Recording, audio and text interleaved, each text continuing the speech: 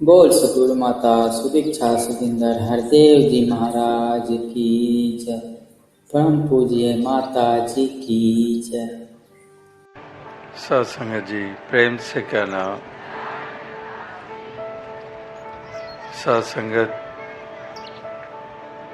ऐसे भाव सबके समक्ष रखे जो वास्तविकता में इंसान के लिए हितकारी हैं, सारी मानव जाति के लिए कल्याणकारी हैं, इस धरती के वातावरण को सुंदर बनाने के लिए है। इंसान की चाल इंसान की तरह बन जाए, यही यहाँ पर दुआएं की जा रही थी कि इंसान इस बंदे के रूप में पैदा हुआ है। ये खाक का पुतला, ये पांच तत्व का पुतला, तो इस अमोलक जन्म को पाकर जबकि इसको पशु या जानवर वाला शरीर नहीं मिला, जब को इसको कीड़े मकोड़े या किसी सांप या पंछी वाला ये तन मिला नहीं है, इसको योनि जो मिली है वो इंसानी योनि मिली है। तो ऐसे इंसानी योनि को प्राप्त करके भी अगर इंसानी चाल ना चल पाए तो इससे बड़ी और क्या एक पीड़ाजनक बात होगी। इंसान इंसानियत से वंचित होकर इस धरती पे विचरण कर रहा है, इसीलिए उसको धरती के ऊपर बोझ माना जाता है। करतूत पशु की मानुष जात कि उसकी करतूत इंसानों वाली नहीं है, हैवानों और शैतानों वाली बन के रह गई है।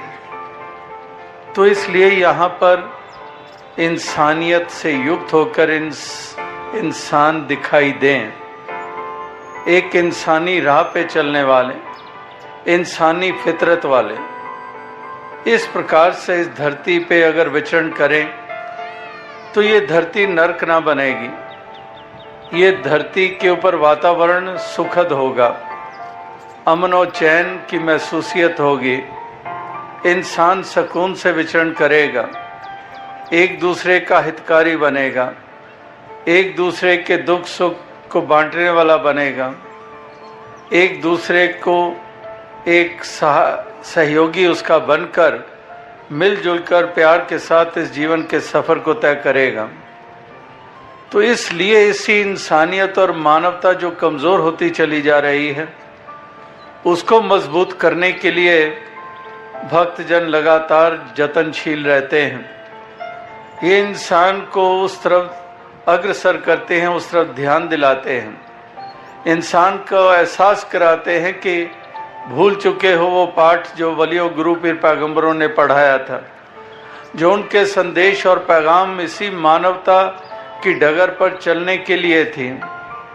तो उसका तुमने क्या किया, उसका हश्र क्या किया। वलियों पीरों पैगंबरों की जय जयकार तो बुलाता है, बंदगी और इबादत में अपने सर तो झुकाता है, उनके द्वारा लिखित धर्म ग्रंथों को श्रद्धा के साथ पढ़ता सुनता सुनाता है, झूम झूमता है जब कोई उस वाणी का कोई इस्तेमाल करके गाता है, अनेकों अनेकों और क्रियाएं भी करता है।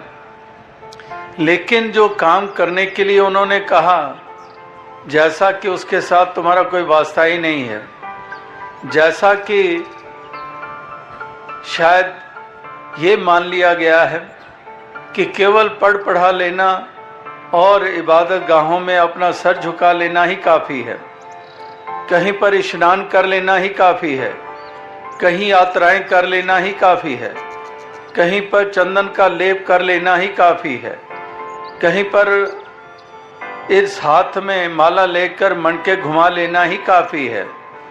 रही बात प्यार की, यज्ञति की, प्रेम की, खलूस की, मिलवर्तन की, भाईचारे की, ये तो बेमायने हैं। ऐसा मानकर अगर चल रहे हैं तो हरगिज हम ना धर्मी हैं, ना हम भक्त हैं, ना हम सच्ची इबादत करने वाले हैं। इसीलिए तो महापुरुष कह रहे हैं कि जिसके कारण तुम धर्मी कहलाए जा सकते हो वो है मानवता की डगर, वो है इंसानियत की डगर। एक बंदे वाला ऐसा स्वरूप धारण करना जिसमें सच्चे मायने की बंदगी है। जैसे कहा है अवतार बाणी में भी कि बंदे विच बंदगी दा घाटा होवे ता इंसान नहीं, कि सच्ची बंदगी नहीं आई है हमें। सर तो झुक जाते हैं लेकिन दिल नहीं झुकते हैं। दिल में वही अभिमान, दिल में वही क्रूरता, दिल में वही कठोरता, दिल में वही अहम और कदूरत और नफरत के अंगारे जल रहे होते हैं। तो फिर ये सर झुका भी तो क्या झुका। तो ये अगर केवल सर झुक रहा है और इसी से ही हम अपने आप को सच्चे भक्त मान बैठे हैं, तो इंसान की ये गलत फहमी है। तो महापुरुष संत जन ये आईना सामने रखते हैं कि इंसान एक सच्ची बंदगी का सलीका जान लो कि सच्ची बंदगी होती क्या है, सच्ची इबादत होती क्या है, ये कौन सा पाठ उत्तम है, किस पाठ को पढ़ने से तुम पंडित और ज्ञानी कहलाए जा सकते हो, ये जानो। पोथी पढ़ पढ़ जग मुआ, पंडित भया ना कोई। केवल धर्म ग्रंथों के उच्चारण और उनके अध्ययन और पढ़ना पढ़ाना, उसको नियमबद्ध निभाना, इसी से ही पंडित हो गए। तो कह रहे हैं कि पोथी पढ़ पढ़ जग मुआ। कब से, कितनी सदियों से ये कार्य हो रहा है। तो पोथी पढ़ पढ़ जग मुआ, पंडित भया ना कोई। केवल पढ़ने पढ़ाने और सुनने सुनाने तक सीमित रहने के कारण सोच लिया गया कि ये पंडित होते हैं, ये निशानी है। लेकिन कबीर जी कह रहे हैं कि पंडित भया ना कोई, 2.5 अक्षर प्रेम के पढ़े सो पंडित होए। कि जब तक ये प्रेम करना नहीं आया है, इंसान के प्रति मन में करुणा और दया का भाव पैदा नहीं हुआ है, इंसान को कीड़े मकोड़े अगर समझकर उनके ऊपर जुल्म और सितम हो रहे हैं, जाति और मजहब का नाम लेकर घर उजाड़े जा रहे हैं, मातम फैलाया जा रहा है, तो फिर ये हरगिज कोई पंडिताई नहीं है। ये कोई सच्चे मायनों में कोई इबादत और बंदगी करने वाला नहीं माना जा सकता है। ये गुरु पीर पैगंबरों का पैरोकार नहीं माना जा सकता है। कसौटियां हैं, कसौटी के ऊपर वही खरा होता है जो इंसानियत की पहचान, अपने इंसान की होने की पहचान इंसानियत के द्वारा बना लेता है, जो बंदों के प्रति शुद्ध भाव रखने लग पड़ता है। चाहे वो टोपी वाला है, पगड़ी वाला है, उर्दू फारसी वाला है, या संस्कृत या गुरमुखी वाला है, कोई भाषा कोई पहरावे वाला है, किसी गुरु पीर पैगंबर के प्रति आस्था रखता है, किसी भी संस्कृति में जन्मा पला है, इससे कोई सरोकार नहीं है। जो केवल यही जानता है कि ये बंदे हैं, ये प्रभु के बंदे हैं, ये प्रभु ही मालिक खालिक है, ये प्रभु ही परम पिता के रूप में है, और इसी परम पिता की ये सब संतान है। इसमें कोई और कोई पहचान, कोई सरोकार नहीं है। और इसलिए क्योंकि प्रभु की संतान है, फिर संतान के प्रति, क्योंकि उसी संतान का मैं भी हिस्सा हूं, मैं भी इसी कुटुंब परिवार का हिस्सा हूं जो इस परमात्मा परम पिता का है, तो उस भाव से युक्त होकर विचरण करना, फिर सही मायनों में हम हितकारी बनते चले जाएंगे, एक दूसरे के प्रति शुद्ध भाव रखना शुरू कर देंगे, और भाईचारे और मिलवर्तन को बढ़ावा मिलेगा। और फिर हरगिज वो कार्य नहीं होगा जो कि इसी मानवता को कमजोर करने वाला हो, जो मातम फैलाने वाला हो, जो चारों तरफ विशाला और घुटन वाला वातावरण स्थापित करने वाला हो, उसमें फिर हरगिज योगदान नहीं होंगे। ऐसे ही जागरूक जो हुए, ऐसी ही जागृति जिनके जीवन में आई, ऐसी ही समझ और सूझबूझ जिनको हासिल हुई, ऐसा ही बोध और ज्ञान जिनके हिस्से में आया, ऐसा ही उजाला आत्मा और मन को जिसने रोशन कर दिया, ये जिसके हिस्से में आया, वही साबित हुए इस धरती के लिए वरदान के रूप में, वही साबित हुए सुंदर वातावरण को जन्म और स्थापित करने वाले, वही साबित हुए सच्चे मायनों में एक धार्मिक होने के पहचान बनने के रूप में उन्हें ही साबित किया। तो इस प्रकार से ये पैगाम, ये संदेश, ये महापुरुष संत जन जो लगातार देते आ रहे हैं, तो आज भी यही पैगाम, यही संदेश दिया जा रहा था कि हम सही मायनों में एक इंसान बन के जिएं, ये मानवता की डगर पर चलें, ये इंसानियत वाली राह को छोड़े नहीं, हम ये प्रेम का दामन छोड़े नहीं, हम इस प्यार के दामन को थामे रखें, हम ऐसी सुंदर भावनाओं से युक्त होकर इस धरती पे विचरण करें, ताकि हाहाकार ना हो, ताकि ये झगड़े और फसाद ना हो, ताकि मजहब और मिल्लत का नाम लेकर दीवारें खड़ी ना करके इन दीवारों को गिराकर हम हमजोली बन जाएं, हम एक दूसरे के हितैषी बन जाएं, एक दूसरे की भलाई की कामनाएं करें और भला करने में अपने योगदान दें। ये मजहब मिल्लत, ये इंसानों के द्वारा खड़ी की गई दीवारें हैं, ये जाति पाति की इंसानों के द्वारा की गई खड़ी दीवारें हैं, ये मालिक के द्वारा नहीं है, ये पीरों पैगंबरों के द्वारा नहीं है, ये अज्ञानता वालों के कारण है, जो जिन्होंने बात समझी नहीं, जिन्होंने इस हकीकत को जाना नहीं, वही हैं जिन्होंने ये दीवारें खड़ी की, जिन्होंने इंसान और इंसान के दरमियान दूरियां पैदा की, जिन्होंने एक दूसरे से लड़ाया, ऐसे ऐसे मुद्दे खड़े करके इंसान और इंसान के दरमियान ऐसे फासले खड़े कर दिए, ऐसी मन में जहर घोल दी कि इंसान शैतान बन गया, शैतानी क्रियाएं करने लग पड़ा।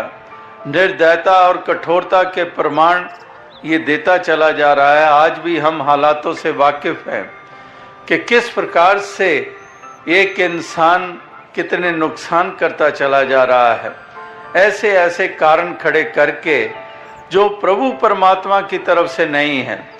ये उन दीवारों के आधार के ऊपर ये दूरियां हुई जो अज्ञानता के कारण इंसान के द्वारा ये खड़ी की गई हैं।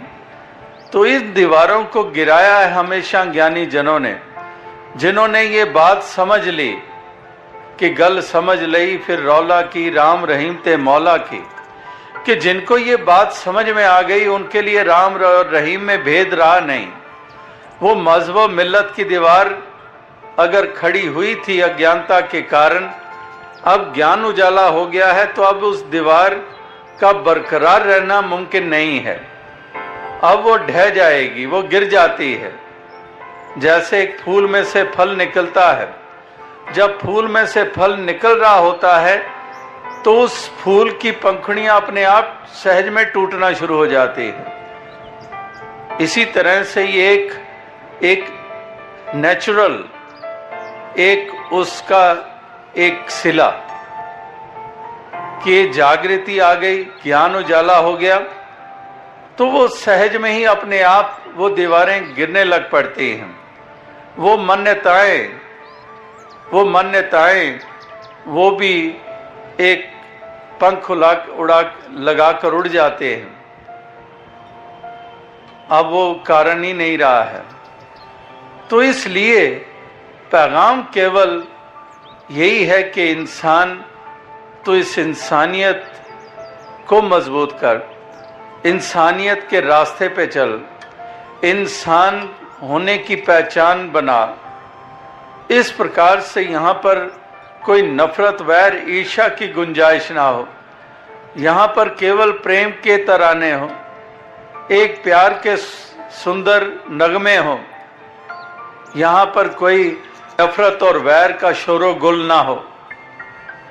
नफरत और वैर ये एक शोरो गुल के समान है, और प्यार के तराने ये सही मायनों में मधुर संगीत है, जो वास्तविकता में हमारे दिलों को सुकून देता है, हमें चैन प्रदान करता है। इसलिए प्यार के ऊपर जोर दिया गया है कि इंसान तू प्यार का सलीका जान ले। प्यार करना तुझे आ गया, मायने के जीना तुझे आ गया। अगर प्यार करना नहीं आया तो तुझे जीना भी नहीं आया। तो इसलिए जीवन क्या है ये भी जान ले और इस जीवन को सही मायनों में जीवन दे दे। इन दिल को सही मायनों में धड़कने दे दे। अगर ये प्यार के तहत नहीं धड़क रहा है ये दिल, तो समझो ये पत्थर का बना हुआ है और पत्थर तो पीड़ा ही देता है। राह में पड़ा हुआ पत्थर भी अगर पांव टकरा जाए, हमारा नाखून उखड़ जाएगा, कहीं पर लहू बहने लगेगा, हम पीड़ा से चिल्ला उठेंगे, क्योंकि पत्थर के साथ ये पांव टकरा गया है। इसी तरह से अगर हमारे दिल ही पथरा गए तो ये पत्थर दिल तो उस राह में पड़े हुए पत्थर से कहीं ज्यादा पीड़ा देता है, कहीं अधिक पीड़ा देता है, जिसका आसानी से इलाज भी नजर नहीं आता है। तो इसलिए ये पत्थर दिल ना बने। ये दिल धड़कता है तो प्यार के तहत ये धड़के। इस हृदय में दूसरे के प्रति हित का भाव हो। एक इस तरह के कठोरता और क्रूरता ये वाली अवस्था इस मन की ना हो। इसलिए ये मन मंदिर तभी कहलाएगा। अगर ये मन में ये प्रेम का भाव ही नहीं है, इस मन में दया करुणा का भाव ही नहीं है, तो ये मन मंदिर कैसे बन पाएगा? ये मन में अगर राम बसा है तभी ये मंदिर बनेगा। अगर इस मन में अहम, अभिमान, अहंकार और क्रूरता और नफरत के भाव भरे पड़े हैं, तो ये फिर हरगिज ये मन मंदिर नहीं बन पाएगा। इस मन को मंदिर बनाना होता है। यानी कि ये जितने भी जो पहलू सामने रखे जा रहे हैं, ये काम करना होता है। इंसान बनना होता है, मन को मंदिर बनाना होता है, जीवन को जीवन देना होता है, ये सब करना होता है। ये नहीं कि दो पांव हैं हमारे और इस रूप में पैदा हो गए तो इंसान हो ही गए। नहीं, इंसान बनना होता है। मनोर्भव, मनुष्य बनो। अगर जन्म से ही इंसान हो गया तो बनने के लिए वेदों में क्यों लिखा गया, कहा गया कि मनोर्भव, मनुष्य बनो? तो यहां पर बनना होता है, यहां पर वो पहचान बनानी होती है, वो कार्य करना होता है। तो इसलिए ये आज भी महापुरुष संत जन ये संदेश और ये पैगाम ये दे रहे थे कि हम सही मायनों में इस मन को मंदिर बना लें। और बनेगा तभी अगर राम की जय जहां बुलाते हैं वहां पर राम वाला विनम्र भाव भी पैदा हो जाए, वहां पर राम वाली विशालता भी आ जाए, वहां पर राम वाली विनम्रता भी आ जाए, तब वास्तविकता में ये मन हमारा मंदिर कहलाएगा। और अगर राम की जय बुला रहे हैं और जला रावण को रहे हैं, लेकिन अवस्था अपने जीवन की ये है कि अनुकरण रावण का कर रहे हैं और जय राम की बुला रहे हैं, तो वही बात कि रावण को जलाना पसंद आता है हमें और राम की जय बुलाना पसंद आता है। लेकिन जब अपनाने का वक्त आता है तो बिल्कुल विपरीत, अपनाया रावण को जा रहा है और तजा राम को जाया जा रहा है। राम को तज रहे हैं, राम की वो करुणा और दया के भाव को तज रहे हैं, विनम्रता को तज रहे हैं और अपना रहे हैं रावण वाली प्रवृत्तियां, अहम, अभिमान, अहंकार, क्रूरता। ये हम उसका अनुकरण कर रहे हैं, उसका अनुसरण कर रहे हैं। फिर से बात वो कसौटी की आ रही है कि कसौटी है, इस कसौटी के ऊपर खरे उतरे। यही महापुरुष संत जनों का अभिप्राय है। कि हम सही मायनों में धर्मी बने, हम सही मायनों में इंसान बने, हमारे मन की अवस्था सुंदर बने, हमारा मन एक मंदिर बने, इस मन में सुंदर भावनाओं का जन्म हो, इस मन में शुद्ध भावनाएं हो। और अगर इस मन में ये नहीं है तो ये तो पहले भी महापुरुषों ने कहा है कि बाहर ज्ञान ध्यान स्नान अंतर व्यापे लोभ स्वान, कि अगर बाहर ज्ञान ध्यान और स्नान की बातें हैं, क्या पानी में मल नहाए मन की मैल गंवारे बंदे, कि शरीर तो धो डाला लेकिन मन नहीं धुला। जैसे पहले भी महापुरुषों ने कहा है कि एक मूंड मुंडाया, कि इस मूंड को तो मुंडवा लिया, लेकिन जो किछ किया सो मन किया, मूंडा मूंड जाए। कि ये मन तो, इसके ऊपर तो अभी विकार रूपी बाल उगे हुए हैं, इस मन को तो मूंडा नहीं है। और केस मुंडाए काहे, जो किछ किया सो मन किया, मूंडा मूंड अजाए। कहते हैं कि वो मुंडवाना क्या हुआ सर का, अगर मन ही नहीं मुंडा है, मन मुंडिया नहीं, कि मन को मुंडा नहीं है। इस मन के ऊपर जो विकार रूपी बाल उगे हुए हैं, जो नफरत वैर वाले, लोभ प्रलोभन वाले, अभिमान वाले, कामनाओं वाले, हिर्सो हवस वाले, ये मन के ऊपर ये बाल तो बरकरार हैं और सर मुंडवा डाला। इसलिए कबीर जी कह रहे हैं कि मन मुंडिया नहीं, मूंड मुंडाए काहे, जो किछ किया सो मन किया, मूंडा मूंड अजाए। और एक और लिहाज से फिर वही कह रहे हैं कि माला तो कर में फिरे, जीभ फिरे मुख माहे, मनवा तो दे दिस फिरे, ये तो सुमरन ना है। कि हाथ में माला घूम रही है लेकिन मन का प्रभु से कोई वास्ता ही नहीं है। मन तो खचित है, गलतान है, कहीं विषयों में गलतान है, कहीं वैर से भरा हुआ है, कहीं प्रलोभनों से भरा हुआ है। तो कहते हैं कि माला तो कर में फिरे। इसीलिए कह रहे हैं कि कर का मन का डार दे, मन का मन का फेर। कि ये कर का मन का डार दे, इसको एक तरफ कर दे और मन का फेर, तब बात बनेगी।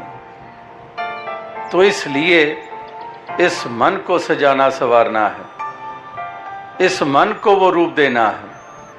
अगर मन को ये रूप मिल गया, मन की सुंदरता बन गई, तो फिर सही मायनों में हमारा जीवन सुंदर हो गया।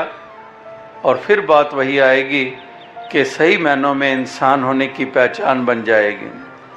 ये मन में इस सुंदर भाव स्थापित करने जरूरी है। इस मन में प्रेम और करुणा का भाव रखना जरूरी है। इस मन में दूसरे के प्रति हित का भाव रखना जरूरी है। इस मन को विनम्र बनाना जरूरी है। इस मन को विशाल बनाना जरूरी है। संकीर्णताएं और तंग दिल, जिसको हम कहते हैं कि तंग दिली, फिरका परस्ती और तंग दिली, कि ये तंग दिली नहीं, विशाल हृदय, कि हृदय यही हमारा मन विशाल बने, ये मन प्रेम से भरा हुआ हो। इस मन में पावनता और निर्मलता हो। जिसका मन चंगा तो कठौती में गंगा, कि इस मन में निर्मलता हो, पावनता हो। और मन निर्मल कैसे बनेगा? ये शरीर तो धुल जाता है, जैसे पहले कहा कि मन निर्मल भया, जैसे गंगा नीर पाछे लगा, हर फिरे कहे कबीर कबीर, कि जिसका मन चंगा तो कठौती में गंगा। कि ये मन निर्मल कैसे होगा? पर ये मत पापा के संग हो तोपे नामे के रंग। कि ये मत हमारी, ये मन हमारा भरा हुआ है पाप प्रवृत्तियों से, विषैलेपन से, तृष्णाओं से। तो कहते हैं कि पर ये मत पापा के संग, तो कैसे फिर धुलेगा ये मन? ओ तोपे नामे के रंग। कि ये नाम परमात्मा ईश्वर हरि, इसके साथ जब मन का नाता जुड़ जाएगा, जब इस मन में संतों महात्माओं की शिक्षाओं को स्थान दे दिया जाएगा, वो तोपे नामे के रंग, वो धुलेगा तभी ये मन, वरना तो शरीर धुल जाएंगे। कपड़े साफ सुथरे पहन लेंगे, शरीर की सजावट कर लेंगे, नाना प्रकार के रंगों के वस्त्र धारण कर लेंगे, ये सब तन के लिए किया जा रहा है, लेकिन मन वही का वही है। तो इसलिए महापुरुष संत जन कहते हैं कि इस मन से वो बाल उनको मूडना है, ये सब उसको बाहर, अगर ये कायम रहे और बाहर सब कुछ हो गया।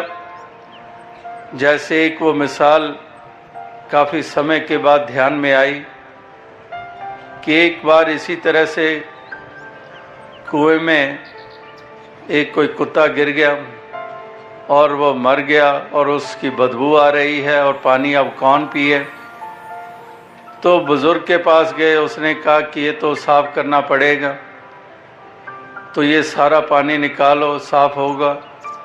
सारा पानी निकाल दिया और उसके बाद पानी साफ भर दिया गया और कहते अभी भी बदबू आ रही है। तो कहते क्या बात, ये हो नहीं सकता। तो कहते पानी निकाला था, कहते हाँ निकाल दिया था। वो कुत्ता जो मरा था निकाल दिया था, कहते वो तो नहीं निकाला, वो तो वहीं पड़ा है। तो बात वही हो गई कि वो जो कारण था वो तो वैसे का वैसा रहा। बाहर से तो हमने बड़े इंतज़ाम कर लिए, लेकिन अंदर तो वही हिर्सो हवस का कुत्ता वैसे ही पड़ा हुआ है। इस मन में अभिमान वैसे ही पड़ा हुआ है, कदूरत और नफरत और वैर वैसे का वैसा है। तो फिर कहाँ पर हमें वो प्राप्त होगा जो हम प्राप्त करना चाह रहे हैं।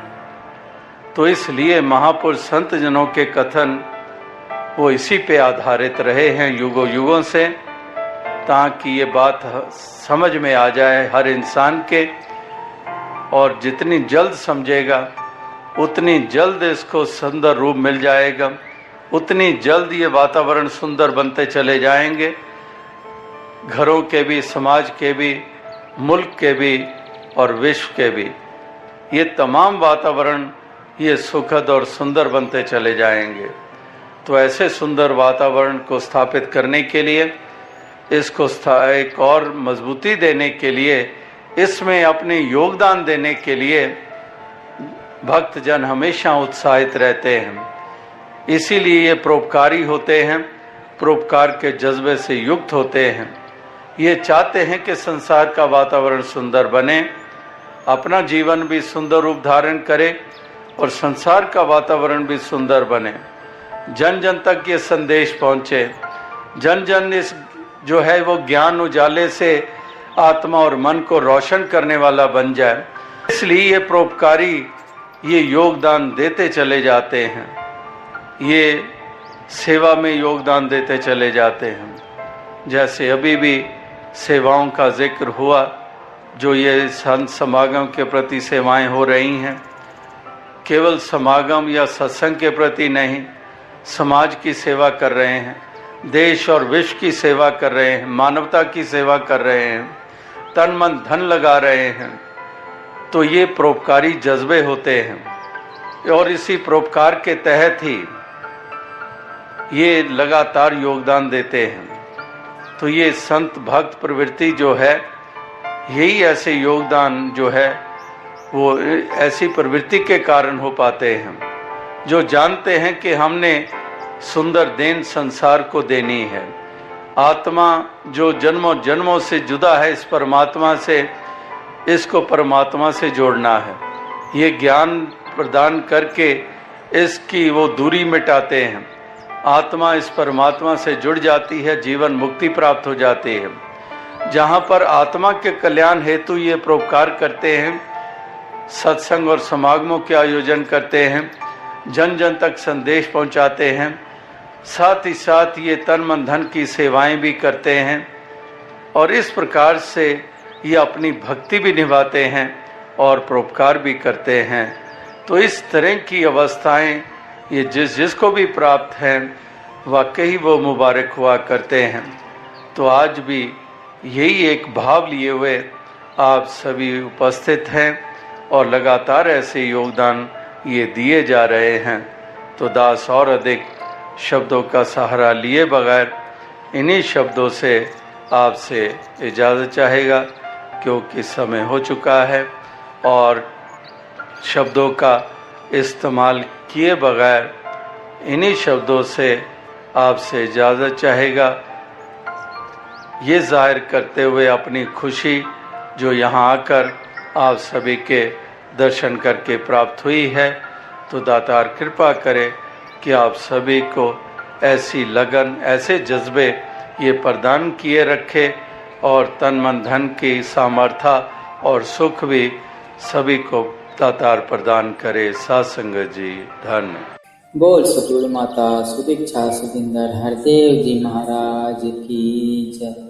परम पूज्य माता जी की जय। तू ही निरंकार, तू ही निरंकार, मैं तेरी शरण हाँ, मैनू बख्श लो। तू ही निरंकार, तू ही निरंकार, मैं तेरी शरण हाँ, मैनू बख्श लो। बोल सतगुरु माता सुदीक्षा सुखिंदर हरदेव जी महाराज की जय। परम पूज्य माता जी की जय।